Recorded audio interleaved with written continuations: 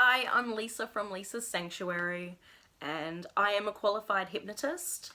I use hypnosis as a healing modality, as a tool for healing. And I wanted to share a story today that it's not anything in depth, it's not anything heavy, but most of my life I have been an absolute chocolate and cake fiend.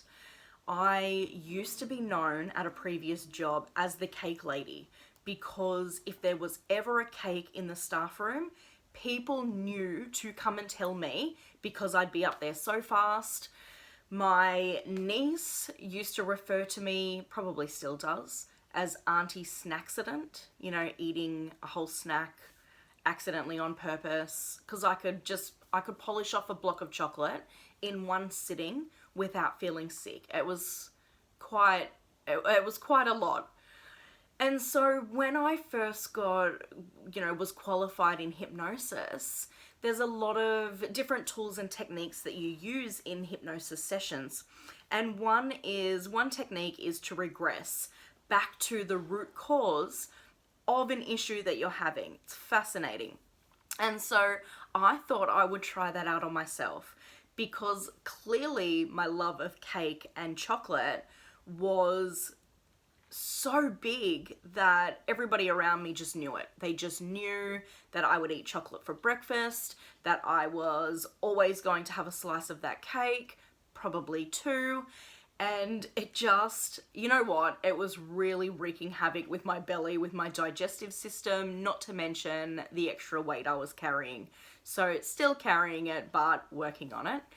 And so I put myself into self-hypnosis. I do that regularly because I absolutely believe in how powerful hypnosis is for our healing.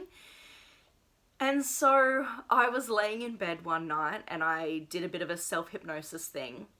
And as I was guiding myself down into, accessing my subconscious, bypassing the conscious mind, I asked myself to take me back to the time in my life, in my childhood, that started off this cake and chocolate, I guess almost obsession. And so interesting, I was taken back to a time when I was I think I'd be about 8 or 9.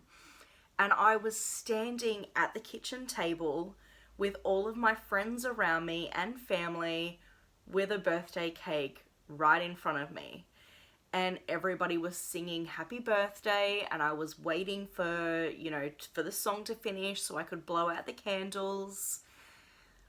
But I realized in that moment why I loved cake so much.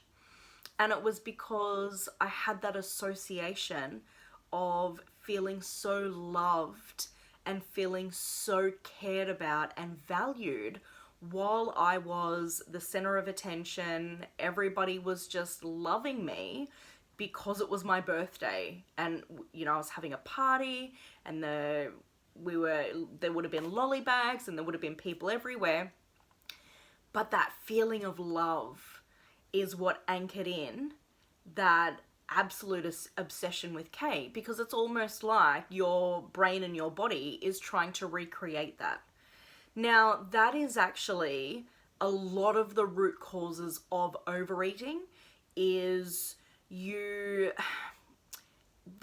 was most likely a time in your childhood, a lot of our issues and problems and the way we feel has a root cause in childhood, because that's just how it works. And that's a different video. But that's how it works. It usually starts in childhood.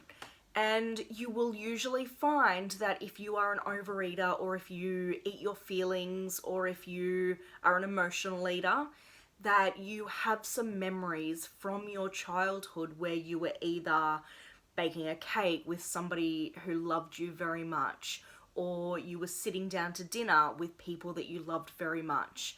And it was a really nice, really happy, really joyous, really beautiful, loving time. And it's almost like your brain and your body try to recreate those feelings of love by thinking or trying to convince you that it's the food that gave you that feeling. It wasn't the food that gave you that feeling though, it was the people around you.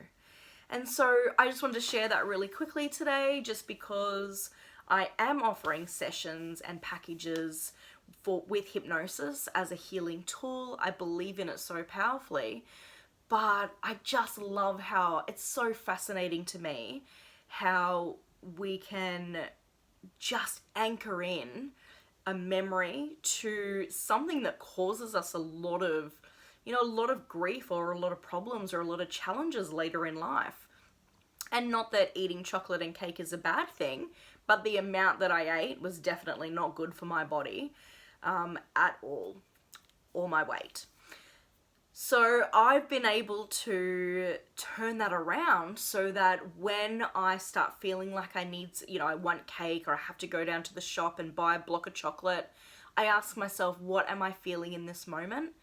What am I reaching for with the cake or the chocolate? And look, it could be that I just want to eat a bar of chocolate, and that's fine for the taste. That's fine. But I'm just much more conscious and much more purposeful about why I want to eat the cake and all the chocolate, and why I want to go and get it, and why I want to sit down and eat it.